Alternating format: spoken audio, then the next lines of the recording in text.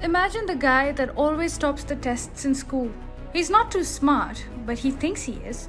And as a person, he's just a rude, pompous, and aggressive snob that ruins everyone's mood in the class. Everyone wants to give him a piece of their mind, but he's incorrigible and never learns. He's competitive and will do everything in his power, and otherwise too, to top the ranks. He sabotages his rivals. He steals the question papers. Heck, he even cheats during the exam. He'll do anything to win that extra point and rub it on everyone's face.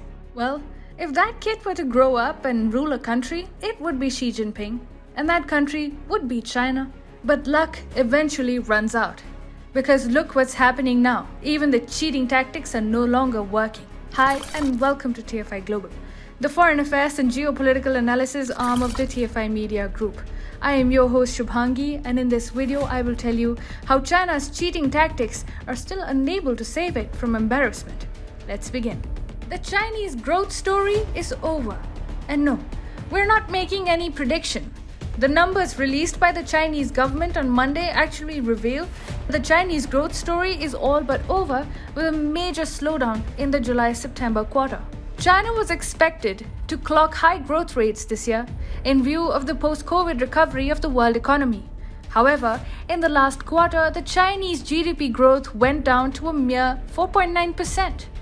The economists were already expecting a slowdown in Chinese economic growth due to two main factors: a deep debt crisis in the Chinese real estate sector that threatens to engulf the entire Chinese economy, and the power sector crisis, which has slowed down manufacturing activity in the communist nation.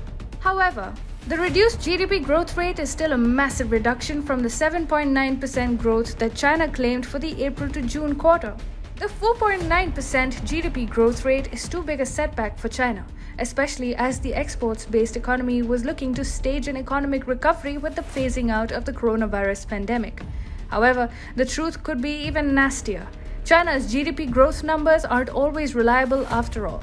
China tweaks its numbers from population data to coronavirus deaths, and the GDP growth numbers are no exception. The Chinese Premier Li Keqiang had himself called the GDP numbers man-made and therefore unreliable in the year 2007. He was then the party secretary of the Liaoning province. There are some technical issues that actually inflate China's GDP numbers. The Chinese government is heavily involved in the economy and counts trillions of dollars in wasted investments as part of the GDP. Local governments inflate numbers to win favor with Beijing.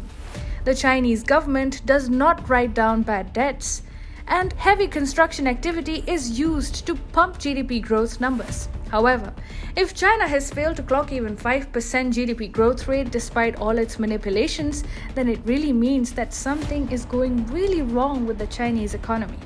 As always, Beijing is not showing the full picture and is deliberately hiding the seriousness of the entire crisis. Global ratings agencies like S&P have already cut China's long-term sovereign credit ratings due to increasing economic and financial risks associated with the world's second-largest economy. And now, with lukewarm growth rates, these ratings agencies will be compelled to cut ratings even further.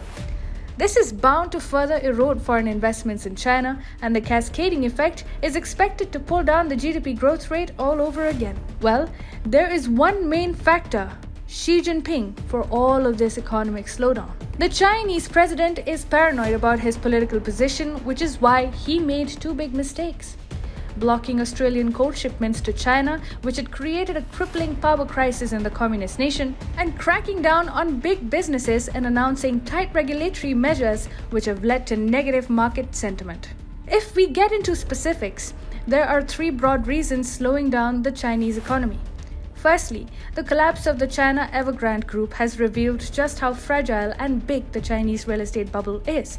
The Evergrande Group has total liabilities of $304.5 billion US, and the real estate giant is at the brink of defaulting. Tight liquidity and negative sentiment in the Chinese real estate sector is also pushing other Chinese property developers like Fantasia Holdings into a tight spot. As the Chinese real estate bubble pops, the debt crisis is engulfing the financial institutions institutions also, and presently, even the Chinese regional banks are under a lot of stress. Secondly, the coal shortage crisis in China has led to widespread power outages. The industrial centers in China like Jiangsu, Xinjiang, and Guangdong have been hurt even harder. This has led to drastic reduction in Chinese manufacturing activity. Almost all sectors, including aluminium smelting, food processing, and steel making, have been hurt. This essentially means that China will no longer be able to function as the world's exports powerhouse. The drag on Chinese growth is therefore only natural. And thirdly, even the domestic Chinese market does not look great. The retail sales sector in China is in shambles.